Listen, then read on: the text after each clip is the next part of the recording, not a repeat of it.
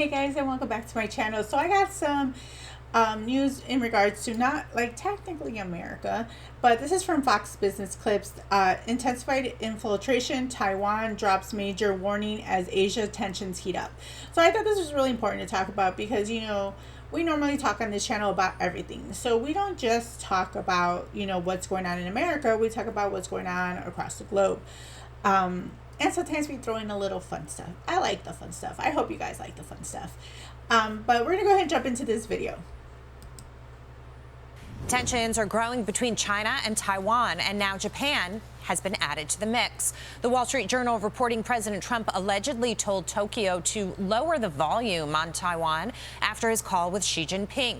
But a spokesperson for Japanese Prime Minister says that this is not accurate and that the remark was not made. China now issuing an advisory to any citizen traveling in Japan, which is already sparking hundreds of booking cancellations. This part of its economic pressure over the Prime Minister's comments that Japan's military could get involved if Beijing invades Taiwan and threatens Japan. Taiwan's president introducing a supplementary defense budget increase of $40 billion, reportedly saying China has intensified its infiltration and influence campaign with plans to seize the island by force by 2027. Joining me now, legal and political strategist Katie Zacharia. Katie, good morning. Now, the crazy thing about that is that China's part of BRICS. Now, if you don't know what that BRICS is basically like our version would be NATO, right? That's America's version. So BRICS is, you know, like the people that don't like us version. So you have like Russia, you have China that's involved in BRICS. So because you have all these allies through BRICS, if China tries to take Taiwan and we step in, because I believe we have a thing going on with Taiwan to protect them, that would cause a lot of issues, you know, like then at that scenario, like some people thought the scenario between Russia and Ukraine would cause World War III, which is still a possibility because, again, since you have the BRICS nation, China would come involved to protect Russia. So if you have that for like example for Taiwan, where China invades Taiwan and we hit, you know, China, then you're gonna have, you know, the BRICS nation come in to protect China, and then it'll kick off like a World War III. So we have all these different things going on. Have so many things on my bingo card at this point. It's crazy. Because, you know, for China, I could see why they have a set time frame to be able to take Taiwan, only because of the simple reason is because there's so much infighting that's happening right now within the United States that we'd be really, really distracted from what's going on in Taiwan. By the time we kind of realize it, you know, we might not be able to come together as a country to kind of fight for Taiwan. So I understand the long game that China is trying to play here, but let's keep going. Turning to you, your reaction to tensions heating up overseas over the Taiwan issue. Yeah, well, I love President he's been dubbed the deal maker in chief, and I think this dispute really shows him as the mediator in chief. This is a tale as old as time between China and Japan, and Sanae Takahachi's comments were actually a slight departure from being much more explicit than is typical with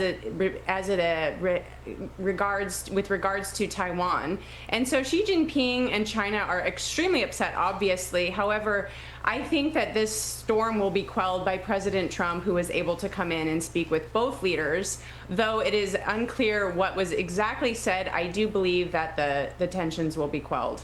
I think you're probably right. As deal maker in chief, the president certainly wants to handle China accordingly, whether it's trade matters or this specific issue. And I think Xi Jinping looks at him a little differently than he did Joe Biden.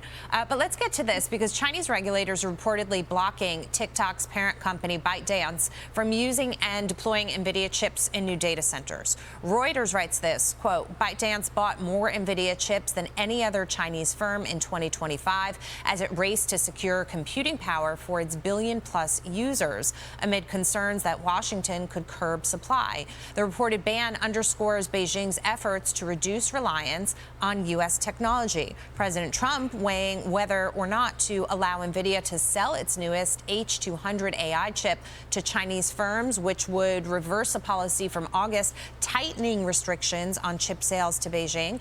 Maria spoke to Commerce Secretary Howard Lutnick about this. Watch. Do you think that there's going to be any movement in terms of President Trump allowing those chips to get to China? Donald Trump's going to decide what chips, if any, we sell to China. That's on the president's desk. He's going to decide how he wants to take care of it. And that's the benefit of having Donald Trump be the president of the United States, is he's making that decision with advice from everybody. We produce the best chips in the world. It's our ingenuity.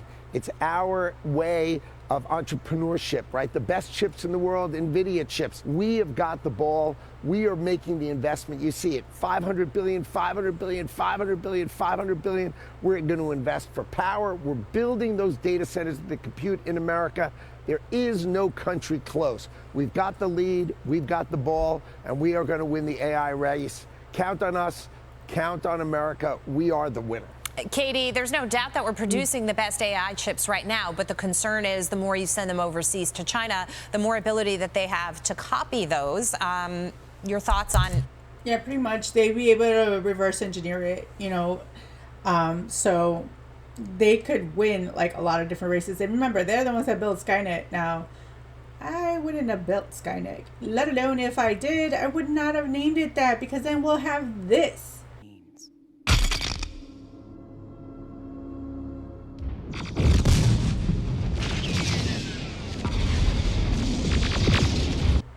Yeah, I don't think I'm ready for that yet. That's kind of crazy, Like, I would prefer stuff like, maybe we can find finally an Iron Man, because I would love an Iron Man suit. What about you guys? You guys would want one? That would be like epic. I'm totally off point at this point. But yeah, the thing with China is like we were getting all our stuff from there, and Trump is definitely trying to make it so we make good old American product now, instead components, American components, Russian components, all made in Taiwan. Now we want to get product that says made in America, because if those relationships dissolve or something happens where we can't get that product and none of us know how to make it, we're going to be screwed, So I like the fact that Trump is trying to make it and bring all that home for us to do ourselves here, which then at the same time opens up a lot of opportunity for people in America who have engineering degrees or have degrees in science and technology and yada, yada, yada, to be able to get these jobs. That means more jobs for our country, which means our country would just get richer and richer, which is awesome for everybody in this country, So I understand what Trump is doing now. One thing anybody can say about Trump is that he is not a warmonger. He doesn't believe in wars. This is why under him in his first administration, no new wars. And he's the one that's always trying to end stuff because he wants, us to focus on bigger and better things. So I definitely give the man mad props for that. But let's keep going. On what we should be sending and what we shouldn't.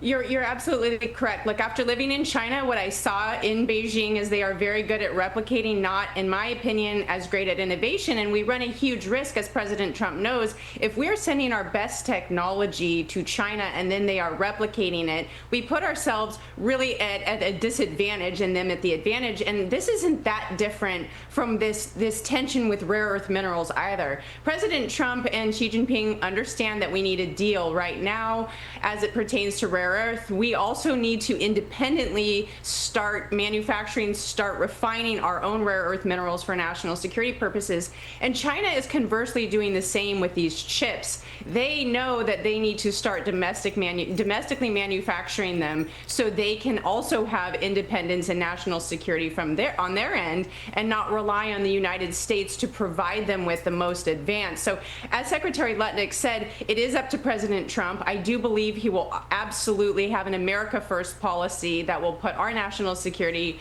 at the top priority. And then China will obviously start their own domestic, and has started, but really their race to make the semiconductors and these chips the best that they can. But I do not think, and I do not believe they will be able to compete with the top that NVIDIA has done. Okay, Katie, the U.S. granting a one-year extension on some tariff exclusions for Beijing industrial and medical imports under Section 301. Reuters reporting China also buying 10 cargoes of U.S. soybeans this week, worth roughly $300 million, just one day after the phone call between President Trump and China's Xi. Maria spoke with Agriculture Secretary Brooke Rollins on the trade deal this week and how it's impacting farmers. Watch this.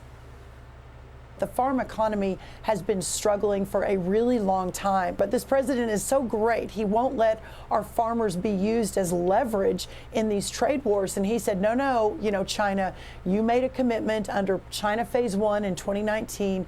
We've got to fill that commitment. We're not going to use our soybean farmers as leverage. And yes, just last night we had another $300 million purchased from China. China has historically bought 65 to 70% of American soybeans. They are the best beans in the world. But when our farmers in America are so reliant on one purchaser, that is not healthy for anyone. So listen, we're getting the soybeans out right now. These farmers, have the highest soybean prices they've had in more than a year and a half. But the larger point here is we've got these new trade deals. We're going to start selling soybeans to a lot of other countries beginning immediately and into next year. Katie, it's no surprise to me that the president has the phone call with President Xi, and all of a sudden they start purchasing the soybeans as they are expected to.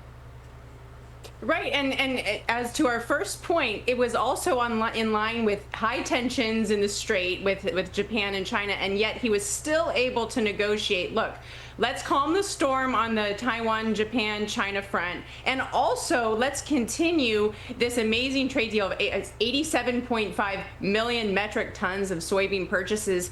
And in this issue, yes, what Secretary Rollins is saying is right. We want to spread out our soybean sales and from farmers. However, China benefits deeply by this trade deal, and President Trump knows that, so he's using this leverage to the maximum ability that he can, and he's able to negotiate these other deals around it. So in the best interest of actually China and continuing talks, keeping peace within the Strait, I think that these deals really keep the economic prosperity of all countries alive and well. Katie Zacharia, thanks so much.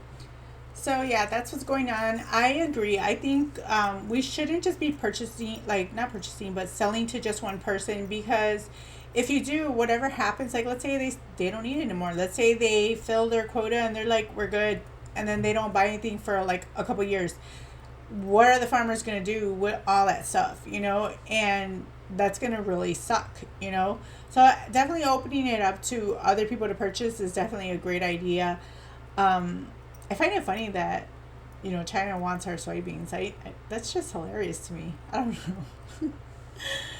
But yeah, this is what I have for you guys right now about what's going on with Taiwan, China, Japan. It's getting crazy, guys. I think I'm always telling you guys that. It's just getting crazy,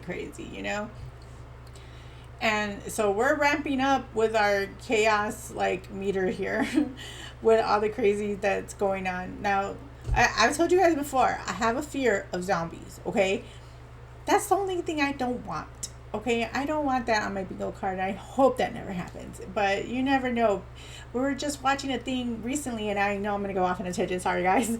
But we're watching a thing, a news clipping recently that they were talking about this fungus that was attaching to spiders, right? And the spiders were able to, drop these seedlings of this fungus that was mind controlling them.